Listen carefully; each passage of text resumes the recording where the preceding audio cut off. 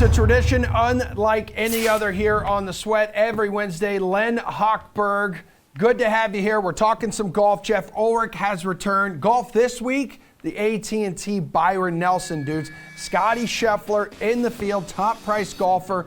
We know why. He just won the Masters. The man cannot be stopped. But let's talk about Justin Thomas here. Is he worth paying up for this week? He's been in some pretty good form recently, but Geoff, as you mentioned, he still hasn't won since the Players last year. Yeah, no, I mean, look, comparing anyone against Scottie Scheffler right now it's just like it's going to look rough for the other player just because Scheffler is just producing at an insane rate. But Justin Thomas certainly deserves to be right behind him in the salary. And you know, you could definitely make a case. Like, if you're not playing Scheffler, like, Thomas is the way to go. I think both these guys will be heavily owned, but Thomas is just so consistent with the ball striking, you know, gaining strokes, like multiple strokes on approach, leading in proximity from a lot of important stats this week. You know, KH Lee, when he won here last year, led the field in proximity from 150 to 175 yards. Guess what? Justin Thomas leads this field in proximity from that distance over the last 50 rounds. So there's a case here for Thomas. I think an interesting way to approach this week for DFS, play both of them. Scottie Scheffler's under 11K. For some odd reason, I don't know why, but that is way too cheap. And Justin Thomas at only 10.6, you can actually fit both these guys in. So, yeah, I think that Thomas definitely deserves to be up there with Scheffler. But, you know, playing both of them is definitely a strategy where I think you could get, you know, obviously access to both and get more of a contrarian build this week. Damn, that is a lot of money there, Len, that Geoff is spending. We know JT's recently alternated top 10 finishes with finishes right around 35th place, so he's due for a top 10 this week. Yeah, maybe with the Canadian exchange rate, we could get both of them in the lineup. Otherwise, I'm going to have a hard time doing that. But no, I do agree with Geoff. I am on board with Justin Thomas this week. He hasn't won, yes, which is the ultimate goal, but he has been circling all year. And this is going to be a big-time birdie fest. And even though he's not the best putter, he's not a terrible putter. He's ranked about 100th, which is middle of the pack.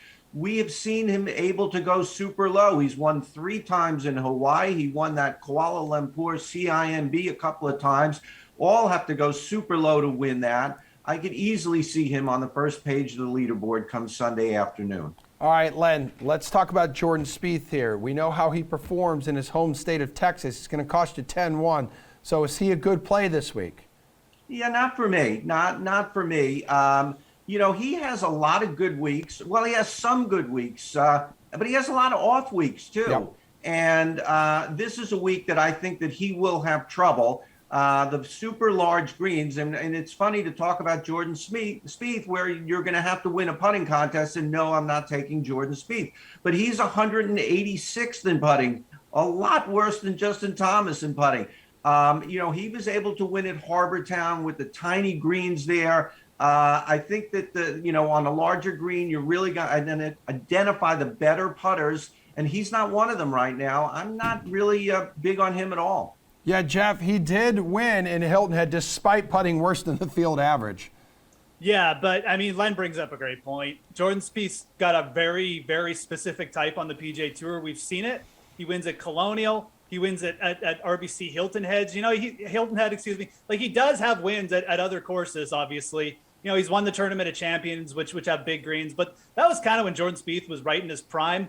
And, you know, again, the other thing with Spieth is a lot of these top players, you got Dustin Johnson, Justin Thomas, these guys are looking for wins. Like, Jordan Spieth just won. Where is his focus right now? It's on the PGA Championship. That's the one he needs to complete the career Grand Slam. So I think Jordan Spieth is a quite easy fade this week as well. I also think he's just a little bit overpriced coming off that win.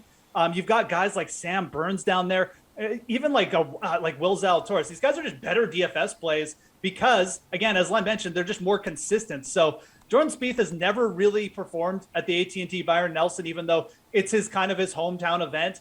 And I don't really see this year to be changing any of that. I just feel like with the PGA coming up next week and him just being priced too much, there's better places to look. Yeah, finished T9 here a year ago. But once again, we talk about the motivation for some of these guys the week ahead of a major. And as you mentioned, just PGA Championship away from the career Grand Slam.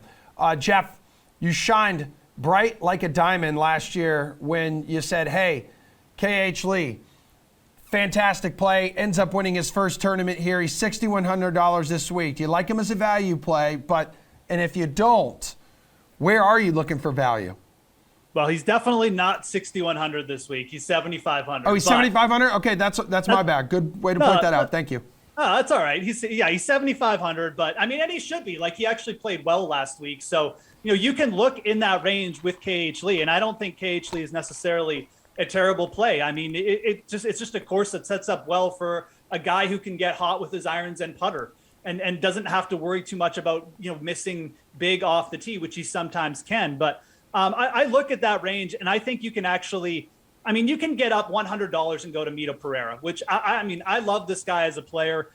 Big time winner on the Korn Ferry Tour, came in. He's already got 5 top 10s on the PGA Tour in basically less than a year.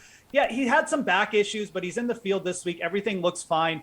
Again, another player who just from proximity stats and just strokes gained approach, he really does light up. He's top 10 in a lot of the ranges that you want in terms of long-term form. So I think Mito Pereira is a guy at 7,600 I would really try and get up to. But you can look down below KH Lee this week as well. CT Pan been super consistent. Sahith Theegala, another young player I do not mind taking a shot with in GPPs this week. Struck it well in Mexico. So KH Lee is okay, but there's a couple players I definitely like the upside a little bit more this week. Yeah, Zadenhout, your dude, $7,400, just $100 cheaper. Len, how do you feel about KH Lee, defending champ here?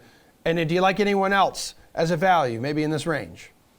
I'm not big on KH Lee this week. As Geoff states, it certainly sets up nicely for him, and he can do well. I think it's going to be tough coming back to this tournament and being the big star or one of the big stars. It's different when you come back as a champion, especially after your first tournament win.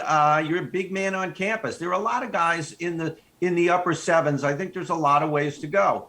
I'll throw out 3 guys lower, under 7, to get some people to find some value out there. Grayson Sigg is $6,900. He's missed only 2 cuts all year. I'm going to focus on guys who could make cuts. This is a 156-man field. Sigg has missed only 2 cuts. They've come at PGA National and last week at TPC Potomac. Completely different from this week's Craig Ranch. Hudson Swafford, we've seen he can go low at a birdie fest. He won the Amex. He's made 4 cuts in a row. And even Pat Perez, also 67, just like Hudson Swafford, 6 of 7 cuts. He can figure out his way to get to the weekend. He's veteran enough. He's smart enough. He's not going to contend, but he knows how to get to Saturday and Sunday. Okay. Geoff, don't sleep on Matthew Wolff there, too, around $7,200. Let's get you guys out of here with this. We got about 90 seconds left in show. Your best DFS play for the AT&T Byron Nelson, Geoff. Who is it? And make a case for him.